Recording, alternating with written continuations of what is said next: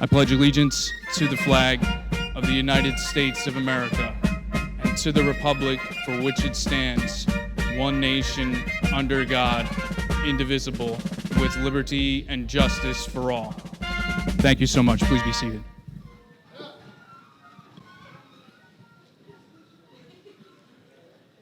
Well, we are really, really excited to have you all here today. We cannot wait to get this event started with Pete Hegseth from Fox News and Mark Meckler, President of Convention of States. Just so you know, later on in the program, we're going to have an opportunity for you all to ask questions.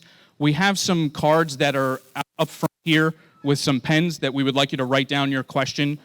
So if you have one, some of our team members are going to be taking the cards and bringing them up and down the aisles. So just ask for one, and then you can write it down, and we'll bring it up to Pete and Mark so that this way they can answer your questions. For those of you who were not able to join us last November when Mark came out to Rider University, during my introductory remarks, I made a bold statement. I said that New Jersey will pass this Article 5 application.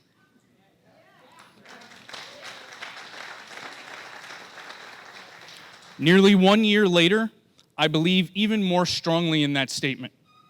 And it's not because of anything that I've done. It's not because of what Pete and Mark are going to be talking about with you all shortly, although I know that they're going to bring the house down. The reason I believe that is because of the passion and the commitment displayed by the volunteers that make up the COS New Jersey team. In fact, right now, could I ask my volunteers to please stand to be recognized, and if you'll all join me in giving them a round of applause for the hard work that they put into this movement.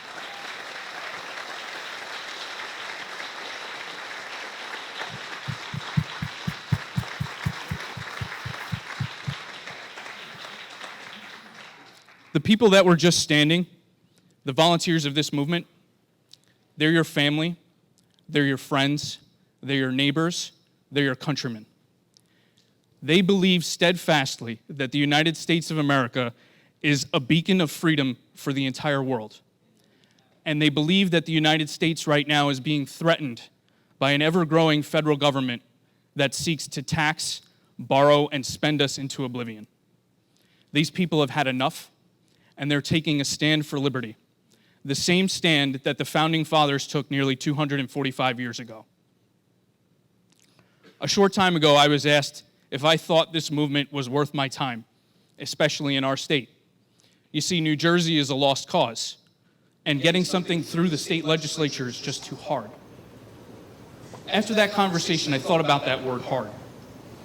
Do you know what's hard? Hard is declaring independence and then fighting a war for that independence against the most powerful army on the face of the earth. That's hard. Hard was storming the beaches of Normandy 75 years ago to fight the Nazis. Real Nazis.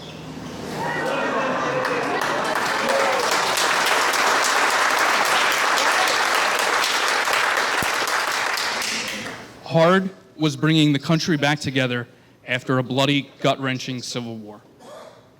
That is what's hard. What we're doing, taking that stand for liberty, it may be hard work, but it's also a lot of fun. It's fun because we're meeting new people, we're developing relationships, and we're turning this COS New Jersey team into our family. So later on this afternoon, after you've heard Mark and Pete, I implore you when you go home to go to conventionofstates.com, click on the Take Action tab that's located at the top of the homepage, sign up to be a volunteer, become a member of our family, and help us accomplish our goals here in New Jersey. Thank you.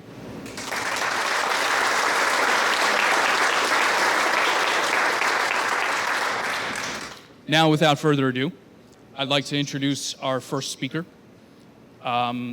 This speaker I've affectionately called the man, the myth, the legend. I'm really creative with my nicknames. I had initially asked to get Mark's bio so that this way I can read it, but it was suggested to me that I just speak from the heart. So if I were to say the Convention of States teams in each state are the grassroots army, then Mark Meckler is our General George S. Patton. He's resolute, he's fearless, he's courageous, and he will do whatever it takes to get this mission accomplished throughout our country. See, for Mark, he has pledged his life, his fortune, and his sacred honor to this cause. Because to Mark, those words at the end of the Declaration of Independence aren't just words, they're his oath. He abides by that. He is a true inspiration to me and to everyone within this movement. So if you'll all join me now in welcoming the Convention of States President, Mark Meckler.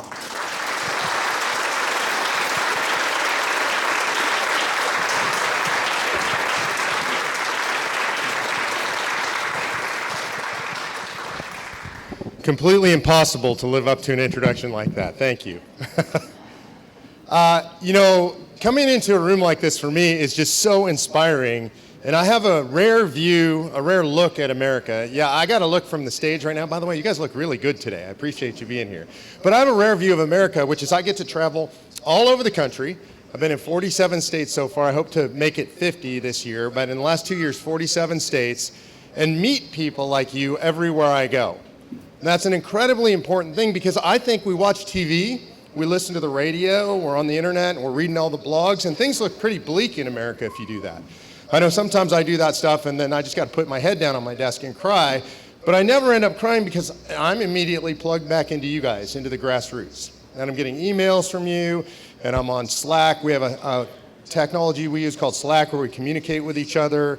I'm looking at what you write, I'm looking at what you record, I'm on state team calls all over the country. And so I always have hope. A lot of hope, not a little hope, right?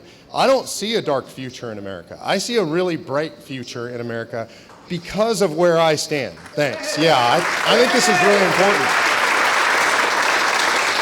Our job is we're supposed to be warriors. We're supposed to be out there fighting for the country, but I think we have to be happy warriors, not angry warriors, not sad warriors, not frustrated warriors. We have to be happy warriors, and we have to know where we come from. So with your permission, I'm going to do a little bit of history. Now, you got to forgive me. I grew up in Los Angeles, California. I went to public school there. My history might not be really that great. I've done a bunch of studying since, though, so I think I might be okay. I want to go back. I want to take you all the way back. We're going to start at the American Revolution. We're going to go back a little bit before that, but I want to speak to you about my favorite figure from the American Revolution. He was a captain in the American Revolution. He fought in the battle at Concord. The shot heard around the world. His name is Levi Preston. Now, you won't find much about Levi Preston on the internet. You can look him up. You'll find one story about Levi Preston. He was not a great leader. He's not somebody who gave great speeches. He's not somebody who won some miraculous battle and so he rode in on his white horse and drew his sword. But we know about Levi Preston because, in my opinion, he was the quintessential Minuteman. He's the guy, in essence, the person, the ideology that made the American Revolution what it was. And the only reason we know about Levi Preston is because in 1843, which is a long time after the American Revolution, there was a teacher. His name was Mellon Chamberlain. And Chamberlain was traveling around the country and he was collecting the stories of the last remaining Minutemen. I see Patty nodding because she's heard this story 100 times, right? It's my favorite story from the Revolution. And by the way, I love this story so much, I have a Great Dane named Levi Preston. That tells you how much I love this story. So Preston is there at Concord. Chamberlain runs into him in 1843. Captain Preston at this point is over 90 years old. I want you to think about that. We all know people 90 years old now, some of them sharp as a tack. Back then, man, that's a Methuselah old, right? Average life expectancy was 54, so if you're over 90, you've almost doubled that. And so he comes across Preston and he asks him a series of questions about why he fought in the American Revolution. And he thinks that he understands the cause of the American Revolution at the time. And he asks him, was it the Stamp Act? Were you frustrated by having to buy the stamps and put them on all your documents? It was just a hidden tax. It was very offensive. And Preston says, stamps? Never bought one of them. Governor Bernard locked them in the armory, and I'm sure that's the last I heard of it. I don't know, that's what I learned in Los Angeles, right? The Stamp Act, people were really mad about that. So he asked him, well, what about the tax on tea? Maybe you were mad about the tax on tea. He said, I was a farmer, we didn't drink any tea. The boys dumped it in the harbor, though, that was that. So it's not the Stamp Act, it's not the tea tax, so what is it? So he goes much more broadly and asks him, were you reading the great American revolutionaries? Were you reading Milton and Burke? Were you reading Thomas Paine? And he says, those men you speak of, I've never heard those names. We read the Bible, the Almanac, Psalms, but those men never heard of them. So he wasn't reading the Great Revolution. These are all the things that I was taught in school were the very essence of the American Revolution. So now Chamberlain's really confused. He goes big. And he asks the question, well, maybe it was just the heavy hand of British tyranny. You were just tired of living under the boot of British tyranny. Captain Preston says, never felt a whit of it. So this is weird. We're in the heart of it right here, right, in New Jersey. I mean, this is where this stuff was taking place. And yet he's asking somebody who was there, a captain in the Continental Army, what were the causes? Why did you go out and why did you go fight? And I want to put it in context, by the way. Imagine if I were to say to you in this theater today, by the way, there's a battalion of Marines coming. They're going to be in the park in Dunellen. I'd like you all to go home, get your own firearms, and we're going to fight them today. That's crazy. That's what they were facing. The most well-organized, well-paid, well-trained, well-fed fighting force in all of human history. And these were farmers and merchants picking up their muskets to go fight these guys. So we put that in context, and you have to wonder, why would they go out and fight? And when you ask them the question, Preston answers and gives us what I think is the most succinct and beautiful philosophical statement about the reasons for the American Revolution of any person ever. More than Washington, more than Adams, more than Madison, more than even the eloquent Patrick Henry himself. And he says this: when we went out to face them redcoats that day, we meant only one thing. We had always governed ourselves. We always intended to. Them redcoats, they intended that we shouldn't. That's it. That's it. That's the whole thing. You know, every time I tell that story and say that line, I get a tingle up my spine. And the reason is, you know, it's not like Chris Matthews and the tingle up the leg. It's up my, just saying. And the reason I get that is because it is so deep in our DNA, this idea of self-governance. Does anybody feel uncomfortable about the heavy hand of the federal government telling you what to do? Feel that way today? Yeah. Right? We're all sick and tired of it. And we see them issue a new regulation. They tell you what your sheets are made out of, what the paint on your walls can be made out of, what kind of car you can drive, what kind of gas you can put in your car. And it's just outrageous from the time you go to sleep till the time you wake up and everything in between and all day long and on your way to work and at work and on your way home from work. The federal government and the state government are telling you what to do. The founders would have been stunned. They even tell us how much water our toilets can flush. Right? Now, I just want to say there's some lines that are too far for me. I built a new office not too long ago, a few years ago, back in California. I installed an illegal toilet. I'm a rebel. I'm a true rebel, for sure.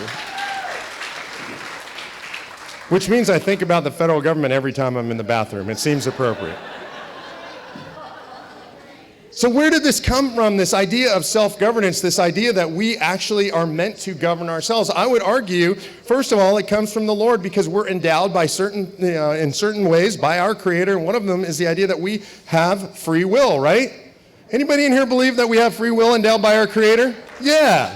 Okay, so no government gave that to us. That's inside of you. So when people impose on that, when a government imposes on that, when the federal courts impose on that, you feel it. You feel it deep inside yourself because that's in your DNA. It's a very special thing. You know, I started to wonder, where did that come from, this idea that we are self-governing people? And so I started to study American history. I went way back in American history. I looked before the American Revolution. I wanted to know, where did it come from? You know, there's 158 years between the Mayflower Compact and the American Revolution. Most people don't know how long that is. It's five generations, 158 years between those two events. And during that time period, I would posit the argument that the reason that we are a self-governing people is because of that 158 years. Most important period in American history. We're here on this continent by ourselves without any overlords telling us what to do and how to govern, and we have to figure out how to govern ourselves. We are, in fact, at our essence, a self-governing people, aren't we? We are. That's what we are, and so that's where that comes from. Now I'm going to bring you all the way forward to modern American history, because here we are today. Here's where we find ourselves today. The federal government overreaching, overbearing, burdensome, telling us what to do with our education, how to teach our kids, how to regulate our environment, what kind of car to drive, what kind of fuel to put in our car, what we can do, what products we can eat, what we can do with our own property, right? This is where we're at today, and so we feel a resistance to that. I feel a resistance to that. Do you guys feel a resistance to that? I'm sick and tired of that.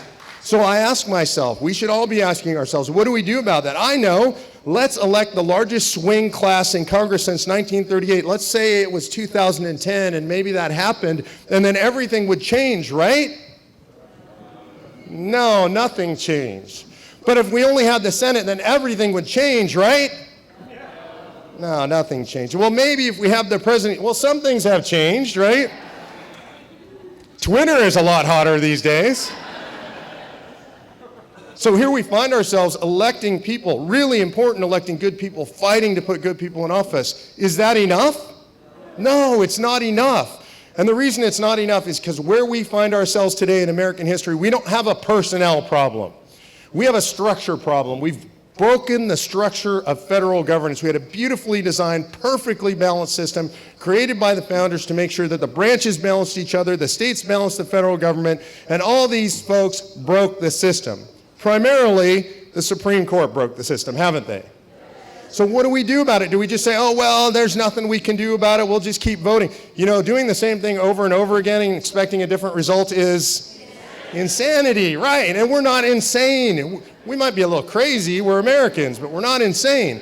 And so we have to do something about it. Thank God the founders gave us something to do. By the way, it's right in here, amazingly.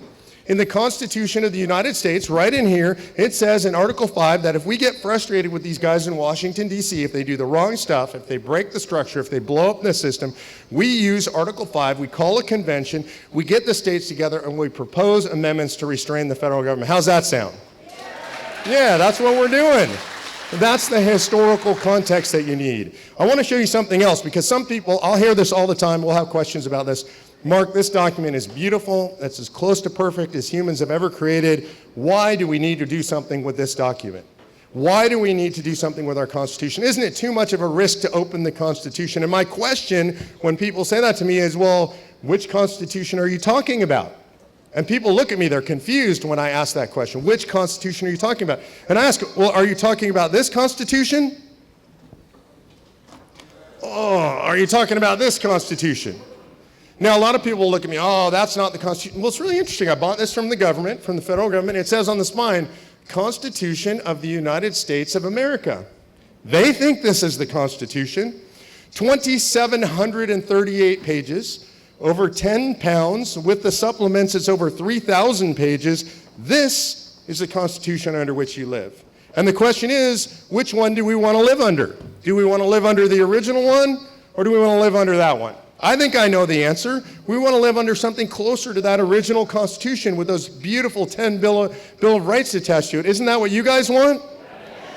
Now, the people in Washington, D.C., a lot of people out there in the country, they'll tell you, that's too hard. Jonathan said it. That's too hard. We can't get that back. There's no way. There's no chance. There's no how. Thank God the men and women and the families that fought in the American Revolution weren't that weak and pathetic.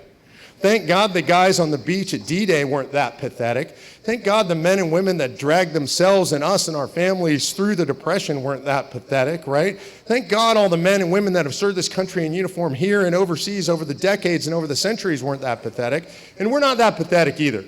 Because the bottom line is it's not that hard. It takes 34 states to call a convention. Do you guys think we can get 34 states to call a convention? I do too.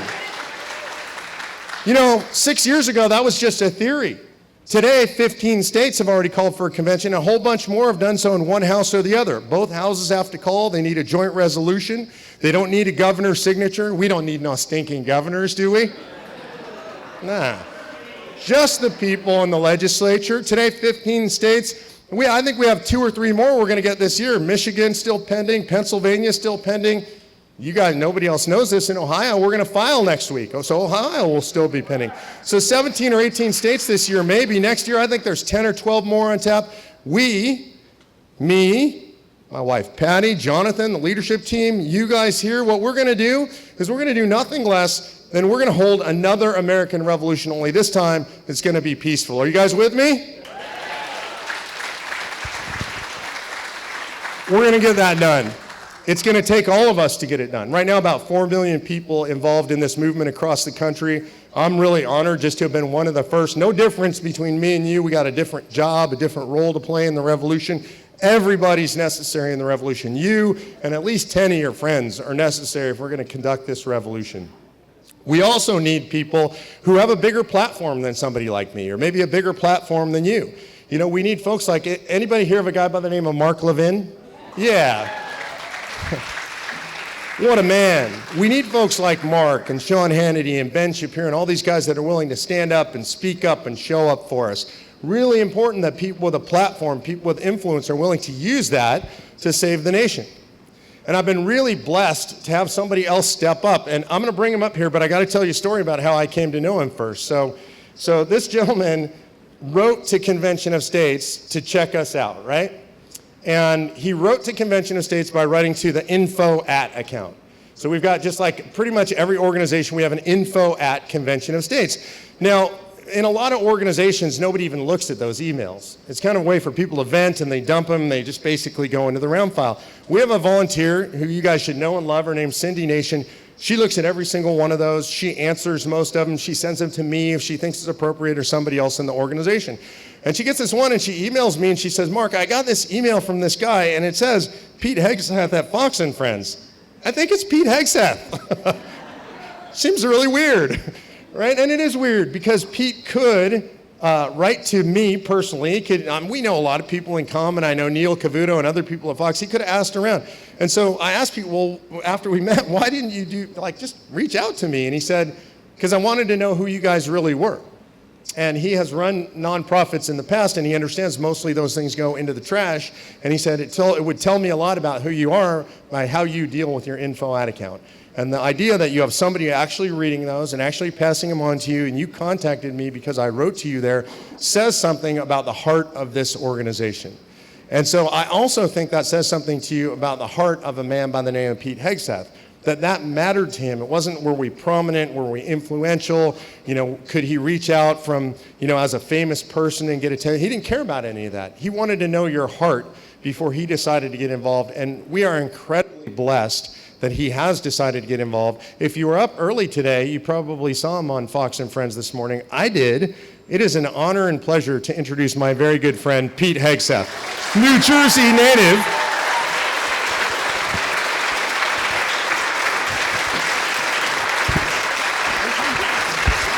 Good to see you. Hey! Good morning.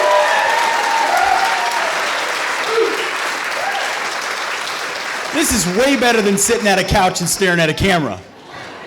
You know, they outsourced those cameramen a long time ago. We just stare at robots, and we imagine you out there. And we see you, by the way. Thank you. By the way, I want to be Mark Meckler when I grow up. I'm actually not kidding. I love this guy, and what you need to know about this movement and this organization is that their heart is in the right place, right here. They love God, they love country, they're putting their blood, sweat, and tears on the line every single day, going across the country, meeting with groups. I live in New Jersey now. New Jersey's not lost, is it? No way. No way. Because, a lot of groups would say, well, we've got 12 priority states. We only go to those states because that's where we think we can get it done. And the faith of this movement and this organization is that there are freedom-minded, liberty-loving patriots in every single state in this republic, including New Jersey, and I love it.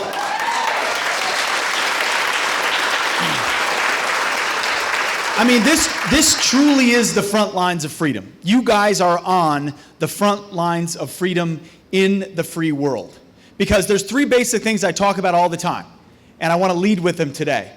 One, that history is not over. I mean, we're a stone's throw from history in this great country. Battle of Trenton, Battle of Princeton, battles in this state of New Jersey that I see some kids here today. I know we got a lot of parents here today that will bring their kids to those battlefields. I can't wait to do the same thing. Our forefathers knew that history wasn't over. I'm going to take a quick pause because I talk about our forefathers and what makes America so special. 100 years ago, the Hegseths, or maybe 140 years ago, the Hegseths were in a small fishing village in Norway. They were not Americans. They were nobodies in a small fishing village in Norway, and then they made the trek. They came across legally. They settled themselves in southern Minnesota. They farmed, and then they were a school teacher, and now I have an opportunity to serve this country and have an amazing platform that I'm grateful to God for. But I share the heritage of all of our forefathers. Because America is not about what your last name is, or where you're from, or how prominent your family is. It's about an idea. And Mark, you talked about it beautifully up here. A shared belief that our rights are endowed by a creator, not by government. And we will represent ourselves, and we thirst for freedom. Therefore, as a result, because I share those same values of our forefathers and our founders, I am an American just as much as you are, as anyone who was there in that revolution. So when I talk about our heritage, that's precisely what it is. And that's not the way it is in countries around the world. And many of you have been to them. I've been to them. You see that it is about the soil, or it is about my family, or it is about the government. It is about that nation. This is special. It is a crown jewel in the world. But what we have to understand is that history is not over. We don't get to hit pause. I don't need to tell that to this group, so I won't belabor it. But it's our job to remind everyone else outside of here that just because America is the strongest, the most powerful, the most prosperous today, culturally influential in the world today, does not mean it will be that way tomorrow. Tell that to the Romans. Tell that to the Brits. Tell that to any other empire that existed that thought it was inevitable that they would be on top of the heap of history. History's not over. The second is that America's not inevitable. There's nothing about this 245th year of our great republic that says that we get a 246th or a 250th or a 270th. The average lifespan of republics, if you study history, is about 225 to 275 years. That's healthy republics. So we could be in our aging years because ultimately they turn on themselves, they get decadent, they get lazy. Invading armies are usually not the challenge. In plenty of history, there have been invading armies that have taken away freedoms of people. It's usually the invading intrusions, the death by 1,000 cuts of regulators, of local officials, of our own complacencies, where we step back and say, it's going to be okay, or it doesn't have to be me, or I saw the school board impose that, or the curriculum is saying this now, but I don't want to speak up. It's all of those very moments that we lose the values we share and the freedoms that we cherish. And I know we can all think about that. I've got some kids in private school, some kids in public school, and I think every day, am I being vigilant enough about what I see coming home in their backpack, or what I hear from the school, or what they're promoting, or the rallies, the assemblies that they're talking about. I mean, Earth Day is like a religion. I'm serious, you know that. When's the last time we talked about Veterans Day or Constitution Day or Patriots Day? All of these things in our schools, and revered them at the level that we ought. I mean, this is 20 years ago when my brother was in high school in Forest Lake, Minnesota. And this is a conservative community that I grew up in. Love vets, love the flag, love all of it. And I remember finding out that for Earth Day, they showed Al Gore's Inconvenient Truth in every single classroom. And we laugh, but it's true. And this is a wonderful, God-fearing, patriotic community. And you think it's gotten better since then? Most of us, I mean, I asked the question, do we know whether or not you say the Pledge of Allegiance in your kid's school or your grandkid's school? Do you know if you say it, or if they say it? Do you know if they say it every day, once a week, even at assemblies? Most people don't know because we're not paying attention. And then right underneath our nose, the civic rituals and the things that have held us together just get poof, wished away, poof. You may have seen on Fox and Friends, Spring Lake Park, Minnesota, City Council decides to say, we're done saying the Pledge of Allegiance. They were hoping nobody would pay attention to that. If one small reporter had not noticed that, it would have happened underneath the nose of that community. Now, thankfully, this pesky little morning show called Fox and Friends found out about it. We told the whole world about it, and then the president tweeted about it.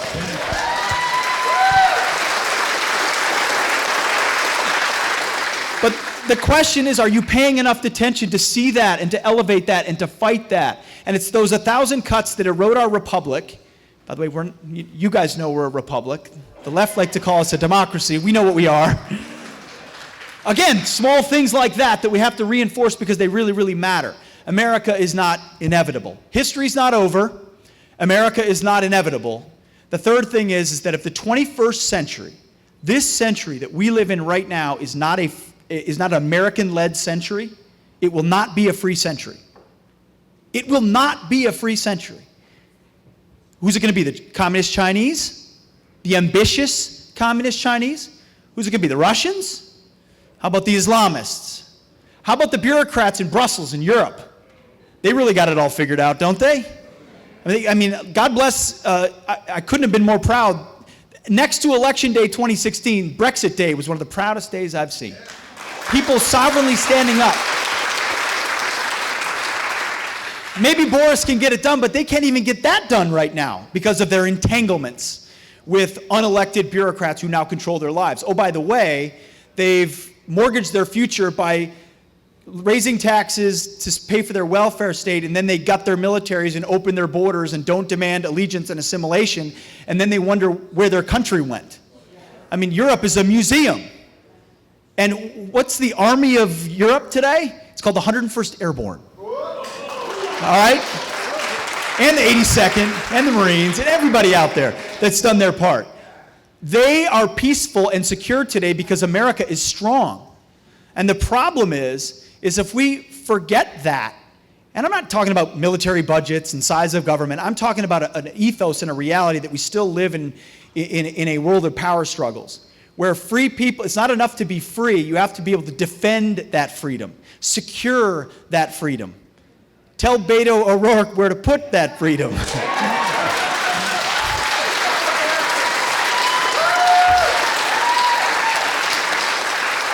I was properly corrected. It is Robert Francis. I should never call him Beto.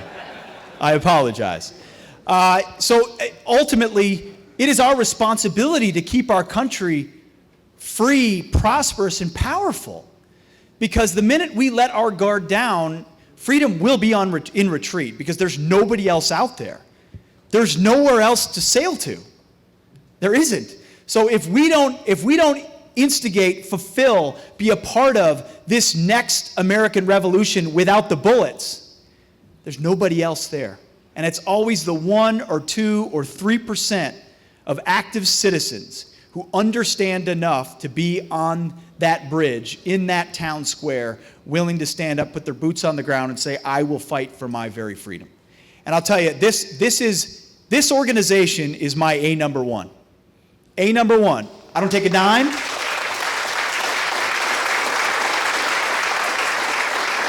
And I am quite confident of the fact, because of Mark's leadership, because of the leadership, the integrity of this organization, that if it doesn't happen this year, and it doesn't happen next year or the year after, it's going to happen.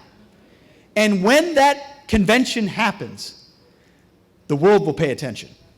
They may not be covering it now, but you wait until there are 31 states, 32 states, 33 states. Then we're going to be hosting Fox and Friends from the New Jersey State Assembly. Okay?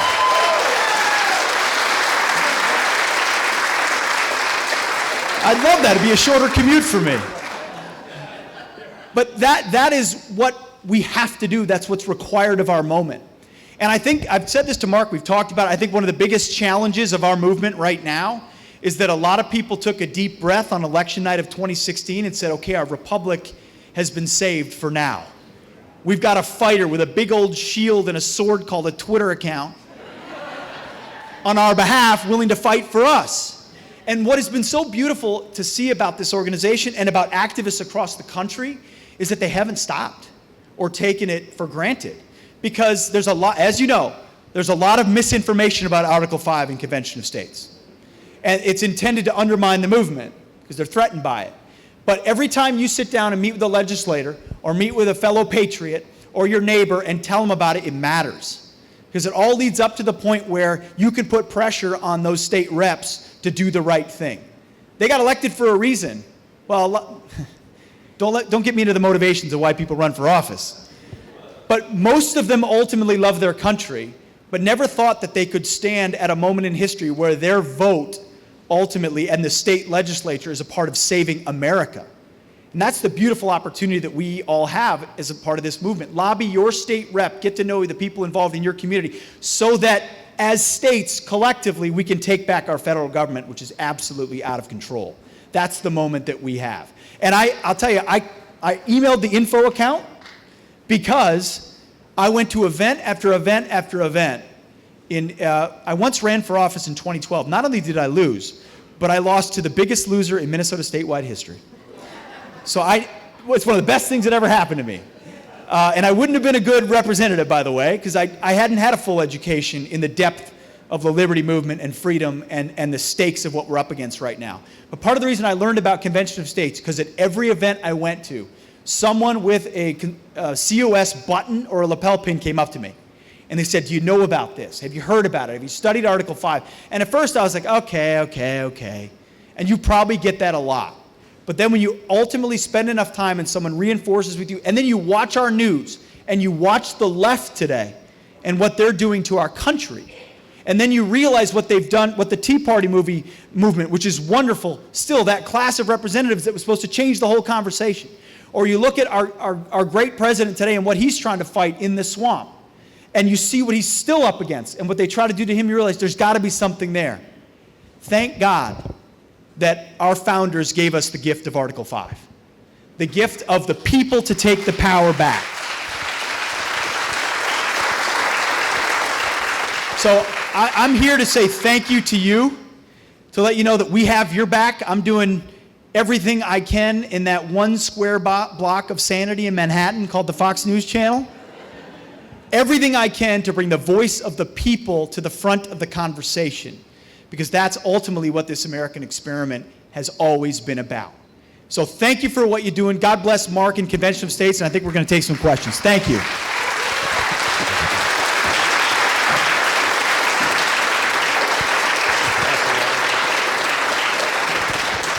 Okay, Jonathan, do we have cards that have questions on them somewhere? We're going to take some questions, but before that happens, what we'll do, so Pete, I was watching you this morning, and amazingly, pizza came up again on the show.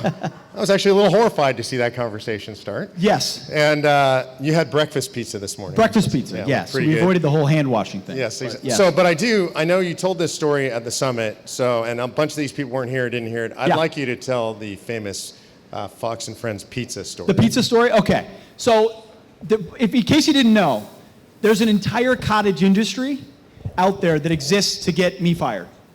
And people like me fired. Okay? All they do is watch Fox, and they watch Fox and Friends, and then they tweet about it or write articles about it to try to make you look bad. And the goal, what the left always does, is to target you, impugn you, discredit you, and then get you fired and then make you irrelevant. That's Saul Alinsky. They've written it all down. We know what they do. In this case, they'll take anything. All right, so you know Fox and Friends, we do a lot of serious topics, but we have fun too. It's a morning show. So on Saturday, we had Pizza Hut pizza, which is my favorite pizza, by the way. Deep pan pizza, pepperoni, can't beat it. Anyway, I mean, I know I'm in New Jersey, like the land of Italian pizza. You got to be a little bit careful. I get it. I know where I live now. And I love the pizza here too, but I'm a Minnesota boy and it's really greasy, good pizza. Anyway, so, and I'm actually looking for a sponsorship too, so Pizza Hut if you're out there. So we had Pizza Hut pizza, I took a bite of it, it was great, and then I put it back in the box and I slid it under the couch. Well, there's no one in our studio between Saturday and Sunday. So the next morning I come in and there's Pizza Hut pizza. And who doesn't like day-old pizza? So at one point in like the 7 o'clock hour, I kind of look under the couch, it's still there. You know, I pull it out, grab it, take a bite. I'm like, man, this is really good. And Jedediah, who is more attuned to the threat of germs than I am, made a bit of a crack about it. And I said, what do you mean? I said, oh, this is fine. I said, I haven't washed my hands in 10 years. I said, I'm not worried about it. I can't see germs. If you can't see them, they're not real, okay? I've inoculated myself. I'm good to go. I never get sick. So you make this crack in the morning. 24 hours later, it was the #1 globally trending topic on Facebook. Fox News host hasn't washed hands for 10 years, does not believe in germs. And the seminal moment was when, we'll leave names out of it, people wanted me to put out a statement that said that germs are real. And I said, I refuse.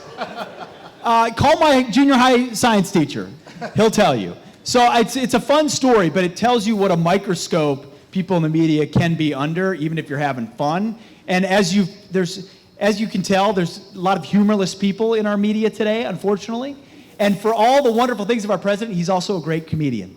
who knows how to use comedy and jest to point out the ridiculousness of the left. So Yeah, so now you can tell why I was a little worried when I saw him eating pizza on air today. Pizzagate of a new kind. Look out. Yeah. So you got involved in convention states. You've traveled all over for us.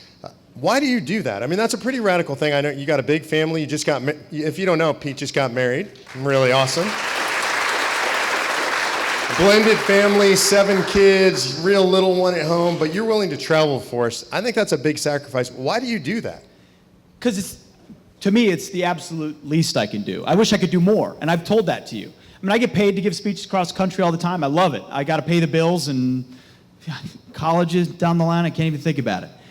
But for me, this is it's an absolute passion of the heart, and I do think about everything. You know, our founders pledged their life. What was it? Sacred honor. Life's fortune and sacred honor.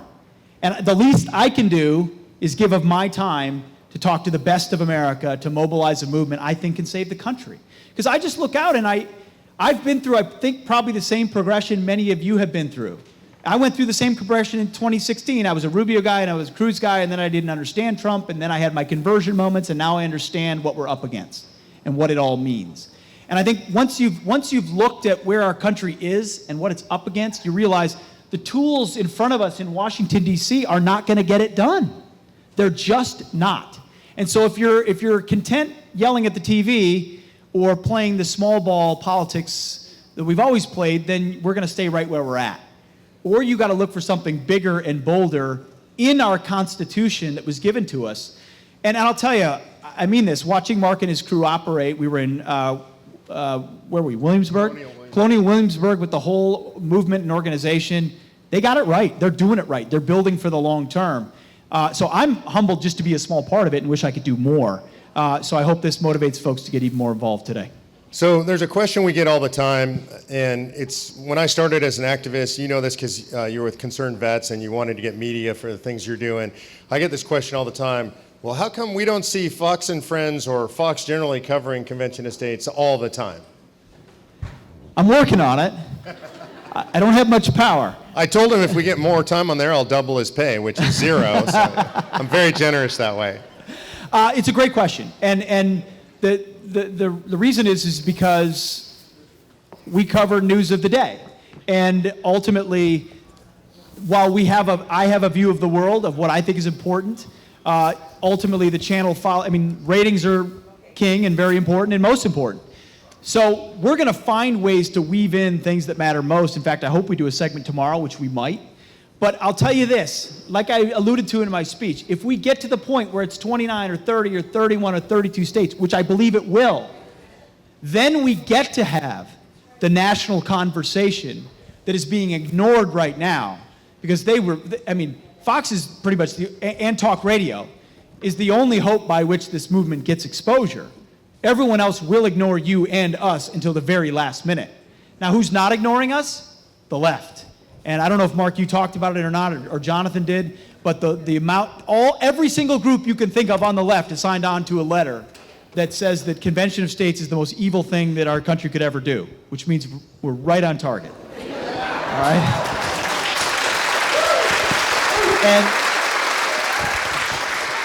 And one of the most, in addition to crushing political correctness, one of the best things this president has done is totally exposed the fake news media for being completely in bed with the left. So why would we expect they would give any promotion to this other than to demonize it completely? But I'll tell you, building this under the radar is probably better for now. And then when that moment comes, we get to have the conversation and educate people about Article 5 and Convention of States. And by then it's too late. And then mobilize this movement to put pressure on the squishy folks in state legislatures who want to do the right thing but need the courage to do it, and that's when you come behind them. So we're working on the media, but maybe someday I'll have a show where I can control it, but I don't. Well, all of these guys can write in and ask for more of You Pete. should. Friends@foxnews.com. There you go. So I want to backfill something you said real briefly. Pete talked about all these organizations that signed on to a press release against us. And this is an important tool for you guys to know. You're going to have conservative friends. They're going to say, oh, this seems crazy, and why should I support this? go to the website, go to conventionofstates.com, do a search for 230 orgs, and you'll pull up a document. What you're going to see is every radical, leftist, Marxist, progressive, baby-killing, communist organization in the nation, literally, Planned Parenthood, AFL-CIO, the SEIU, the AFSCME, La Raza, MoveOn.org, Daily Cause, all signed a press release saying this is the worst thing that could possibly happen in this country. You know, the left's pretty dishonest. Anybody think the left's dishonest in this country? They said something entirely truthful in that press release. They said, these people intend to reverse 115 years of progressivism. That sounds pretty good, doesn't it? You got one thing right. Yep. And by the way, Hillary Clinton herself has spoken out of Convention of States, against Convention of States. So my attitude is, you know, when I see a list like that, I almost don't need to know what it's about. I'm like, oh, all those people are against it? I'm in. What is it? Okay, so here's a question for you, Pete. It says, what is something the military taught you that you wish all men learned at a young age? Oh boy. A ton of things. I think the fight or flight instinct is a really powerful thing. That when you grow up, and I grew up not in a military family, we're nice in Minnesota. Oh yeah, you betcha. These nice Lutherans. Can't we all just get along? And so that was not ingrained in me. I played sports and all that, but fighting through the threshold of resistance, of that moment when there's tension, and when your option is to pull back and be quiet or to push through it, is a really hard thing to do. It's one thing when the bullets are flying at you, the first time you're shot at, you say, whoa, is someone shooting at me? And then you realize that's what you were sent there to do, and you push through, and your training allows you to do that. I think it's the same thing in a civic context. I really do. The first time you're called a name, or someone says, well, you're a racist, or you're this, or you're that. Most people are never confronted with that outside of their brother, right? But when some stranger you don't even know, or your neighbor who you respect, or somebody on the city council is impugning your motives, it's easy to step back. And I think learning to push through that and civilly and respectfully, the way we do it, unlike the left, forcefully advance your argument because we're right. What we're defending right now are the basics. The flag, borders, capitalism, freedom. It's not hard to defend God. These things are the types of things we all know how to defend. You have to push through that resistance. The second thing is I think, how to organize. And that's why there's so many vets involved in Convention of States, is because I ran 2 vets groups, and I'm quite proud of what we accomplished. And I never ran a business, never ran a nonprofit before, but I had learned how to create operations orders and organize men in combat and plan for operations. And I just applied that to organizations. And you just build a plan and work a plan. And that's what I love about what Mark's doing here. He built a plan and work in the plan. Every single day, there's going to be progress, there's going to be steps back, but when you build it and work it, that's when you have a fighting chance. So I would say push through it, and then if you know a vet, get them involved, because they've got the skills to inherently add value to this movement. Yeah, and Pete, we refer to what you just described as act, learn, adjust. So we're always in action. And I know you guys do this in the military, after action reports, right? Yes. Because you got to figure out what happened, what'd you learn from it, and then you adjust for the next time. Absolutely. And so as an organization, we're always doing that. I think this is really important that you learn this even in state, in your leadership teams in state. We're going to make mistakes. We're in battle. Richard Marchenko, he writes Rogue Warrior books. He's the guy that invented the SEALs, and he writes business books. And he said that when they started fighting special ops, SEAL team stuff, they would have an A plan, a B plan, and the O plan, right? And he said it was always the third one that ended up happening, right? Yeah, it usually is. Because you just can't tell, there's too many variables. And this is true in politics as well. When we go into a legislature, we got a plan, we got a B plan, and usually we end up on the, hey, it's flying and we don't know what to do plan. And the way that works is if we just all know that's the way it is, right? And it also works if you're actually warriors in arms, brothers in arms and sisters in arms, because we have each other's backs. And we go into a legislature, we go into a meeting and things don't go as planned. It's okay, because I'm there with my buddies and people in the movement. And when the proverbial bullets are flying, not real bullets, but we got stuff coming at us from all directions, I don't worry about it, because you guys got my back, I got your back, it's all good. One of the things I say to our folks on our team that I think is really important they know is, I have your back, even if you screw up and you're wrong, right? I still got your back because we're in this together. So I think that's really important. I mean, do you think our founders had a plan? It was like, okay, 1, 2, 3, take on the largest empire in America, go. You know what I mean? Like, there's no way they had a sense of how that would turn out, but they were thoughtful, they were prayerful, and they had a set of principles that they shared, and it empowered them to do something way bigger than themselves. Okay, you're way younger than me, so I'm going to ask this question to you because it's for young people. And it's, how do we stress the urgency of Article 5 to young people that have been indoctrinated? Oh boy, here's some more questions too. Good one on the top, by the way. To young people, I mean, I think, first of all, if you know a young person, do everything you can to reach out to them and give them real information, because I said Convention of States is my number one organizationally, and that's completely true. Issue-wise, my number one is education. Like, we lose everything in education before we lose it in politics, or we lose it in the media, or we lose it in the social media, or in businesses that are so social justice, wokeness in businesses are out of control. It is education in the home and in the schools that sets the tone for everything. I mean, Abraham Lincoln once said the philosophy of the schoolroom in one generation becomes the philosophy of government in the next. You wonder how people are seduced by socialism and listening to Bernie Sanders and Elizabeth Warren. It's because they didn't learn free market capitalism in school, and they think stuff really is free. So I think, and it kind of answers the first question on the next one, which is how many schools are teaching American history, and how can we get that back into the schools? And I think, I mean, there's a movement called Bring Your Bible to School Day. Did you see about that? Yep. On October 3rd, Drew Brees got in a bunch of heat for that, which then I proudly wore my Drew Brees jersey, which is painful for a Vikings fan. They've done so many bad things to us. That's real sacrifice. It is real sacrifice, yeah. But I think it's just, we have to create our own schools. We have to call out government schools for what they are. We have to empower homeschoolers and co-ops and all the things that people do. Yep, absolutely. 100%. We have to stop being blindly, having a blind allegiance to our alma maters, which all of us want to have. Like, listen, I cheer for football games and basketball games and all that, but if you actually step back and look at what your university or college, if you went to one, is doing, they're probably just indoctrinating the next generation. So why are we giving them money? And why are we going back and pretending like these are wonderful places? I'm waiting for the moment to give my degrees. I'm not kidding about this, actually. I'm waiting for the right moment to give my degrees back to Princeton and Harvard, which I'm going to do. Awesome. And I mean that. Because I'm grateful for the chance to go there.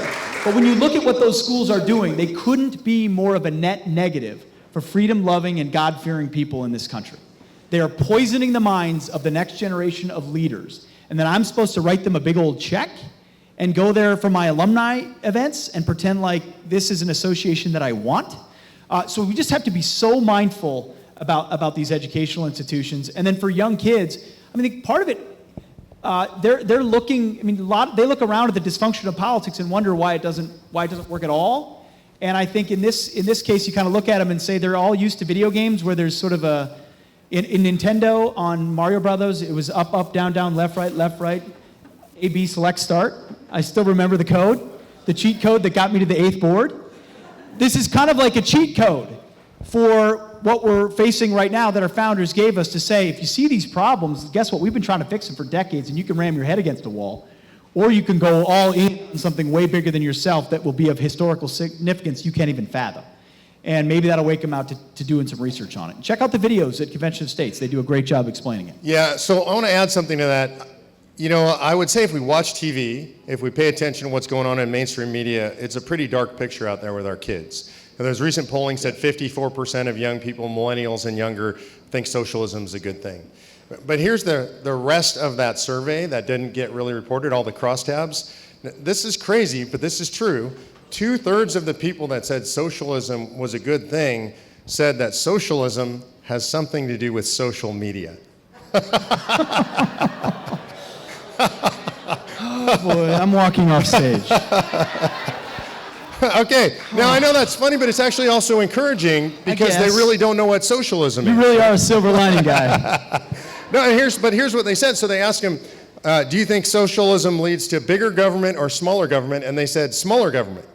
And they said, do you think socialism leads to higher taxes or lower taxes? And they said lower taxes. So look, they're very wrong, but let's look at the positive side of that. What it's saying is these young people, they want less government and they want lower taxes. They've been misled by an education system to tell them that socialism is going to give them those things. But what it tells me is that there's an audience ripe for reality. They understand. There are very few people in this country that if you say, would you like your taxes to be higher, say yes, right? They say no. Or if you say, do you like a bigger government? They say, I love bigger government. No, they don't like that idea inherently. They're self-governing people. That's just human nature. God put that in us, by the way. You can't remove it from yourself.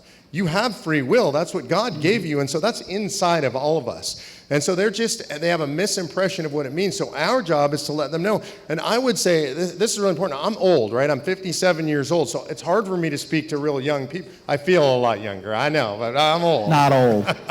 But here's the deal. So I'm going to try and speak in their language. Right now, I'm going to try and speak to what I remember it was like when I was a young kid way back in the 1800s. And just to give you an idea of where I come from and just kind of my attitude about life, Patty hates when I say this, so watch her cringe as I say it. When I was in law school, I had a blue mohawk. For real, okay? I'm a rebel. I did it, by the way, after we started dating, too. I was a lawyer. I was between jobs. And I said to Patty one day, hey, I'm between jobs. What would you think if I got a mohawk? And she said, well, if it would make you happy. And I said, yes. Bad move, Patty. Way bad move. You signed up for that, Patty? So I'm a rebel at heart. This is where I come from. And so what I want to do is I want to tell young people this. Look, my generation, we've ruined this for you. We spent money that belonged to you. We've squandered opportunity that belongs to you. You owe somewhere between $60,000 and $108,000 in tax money now because of stuff that we spent it on. Our generation spent it on. Do you like that? And they don't like that. They can't even imagine that amount of money, young people, right? At a very minimum, a young couple today getting married starts off owing somewhere around $60,000 a year in federal taxes to pay for stuff we've already spent. A year. Imagine that. Impossible, right? So they don't like that. So then what I tell them to do is get involved and kick the table over. It's not enough to just vote. We need to get engaged in the system. I had somebody say to me in D.C. once, Pete, well, if you play your cards right, you're going to have a seat at the table. And I said, you don't want me there because I'm going to kick the table over, right? And that's what you should encourage young people to do is kick the table over. There's something thanks. Pete, you've had the chance now, we both have to participate in a bunch of Republican politics. I have a very bad pet peeve about Republican politics and young people. This is what Republicans do to young people in politics. We love young people who dress like old people, and then we invite them to old people events to hang out in the back of the room and look like old people and be very quiet until they are old people, and then we'll let them do something. Right? Isn't that Republican politics? It's crazy. It's crazy. We can't do it that way. We need to invite them in and get them to work and hear their ideas. And they're young and they're invigorated and they understand the technology and they know how to communicate in ways we don't. In my organization, my general counsel, the guy that runs all the legal stuff, and it's big and it's complicated and it's scary, he's 30. All right, I hired him out of Pepperdine Law School. He had not passed the bar. We bring young people in, and if they have aptitude and attitude and they're willing to take on the responsibility, good Lord, we got 18, 19, 20, 21-year-olds running our military, right? If they can drive a tank and fly a fighter jet and handle hand grenades, I think they can help us out in politics. Well, and how old was Thomas Jefferson, the founder? 33? I mean, this country was founded by young men and women who stepped out. I mean, this is something that I think we baby our kids as if they're incapable, except unless you're in the military or somewhere else. No more babying the kids. You guys up for that? They're going to go home. They're going to beat their children. It's going to be our fault. I'm writing a book right now that comes out next year, which I think you folks will like. But after that one, I've already got planned Pete's Politically Incorrect Guide to Parenting. It's coming out. 7 kids. You must have something to say. So this one is for me, but I'm gonna flip it to you because you had kind of a little bit of an outside perspective. Can you give us an update on the recent Williamsburg meeting? You should answer that. Well, what was it like for you? Well, first of all, it was come in? amazing. It was, if not all 50 states, almost all 50 states. You see the states that have passed it already and are motivated. You see the states that are this close looking for advice. You see the states that are just building their foundation or rebuilding. And I mean, the energy in that room was unbelievable. I mean, they thought I was there to motivate them, and it was, of course, the exact opposite. You walk out of that believing that it's possible, knowing that there are patriots just like you across the country, and every state had a seat at the table in equal value, including blue states like Minnesota and New Jersey that don't need to be blue forever. Where you know your neighbors, you know how patriotic they are, how much they truly do love this country, and when it's brought to them and they understand the stakes and the stark nature of it, I think there's a lot more of us than there are of the other side when it comes down to it, at least ready to get after it. So I was really motivated. What was your big take? Yeah, so for me, the most amazing thing about being there was being with people like you. And I travel around, so I get little slices here and there. You've done this too. We go to Minnesota, go to the legislature, get a couple hundred people show up, super exciting. To be in a room with patriots from all over the country and have all those perspectives from all 50 states, it's incomparable, literally. You guys should volunteer and you should be there next year. We're planning it right now. We have people out in the field booking the hotels and everything. We're going to do it again and again and again as long as it takes. But you should be there, so there's a certain feeling that's there. And the best way I can describe it, it sounds kind of corny, but it's family. Right? Because you're in the fight together. You're in a war together. You have a shared set of fundamental values, just like a family. And so when you meet people in that audience, it's incredible because you can walk up to anybody and you know they're kind of just like you, right? And so that creates friendships really fast. The bonds are really deep. And the main reason we held that event was because people like you asked us to. It wasn't, I didn't sit around and think one day, I'm so smart, this would be a great idea. I traveled around the country and people said, more than anything, we want to meet each other. We want to meet people from other states. So to get there, to have that experience. And then the last thing I would say that I think is really important is about service, right? So we're a political organization. You won't hear many political organizations or any really say this. What we're about is serving. We're a service organization. We serve God, we serve each other, we serve the movement, we serve the grassroots, and we serve our country. And you could feel that in the room throughout the whole event.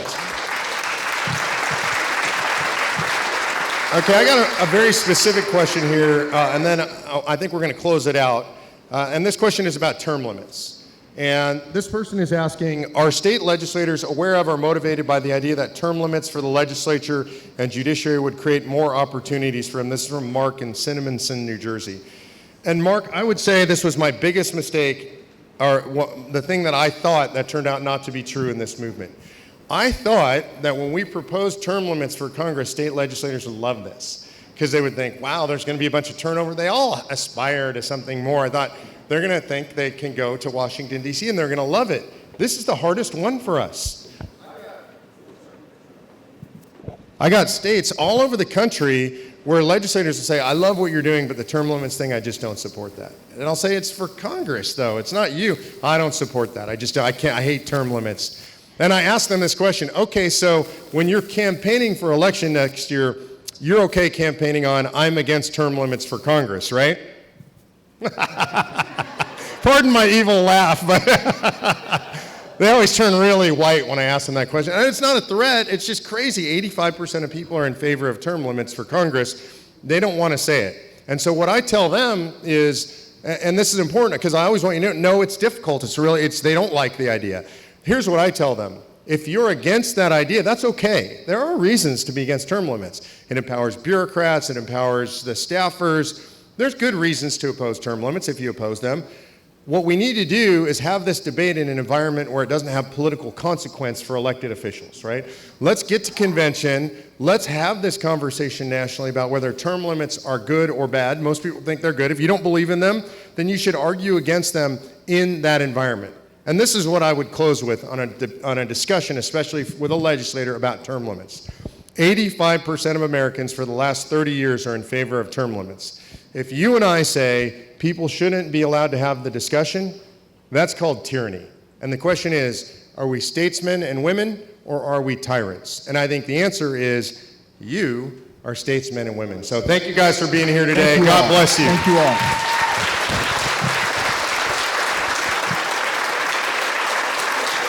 Don't go anywhere.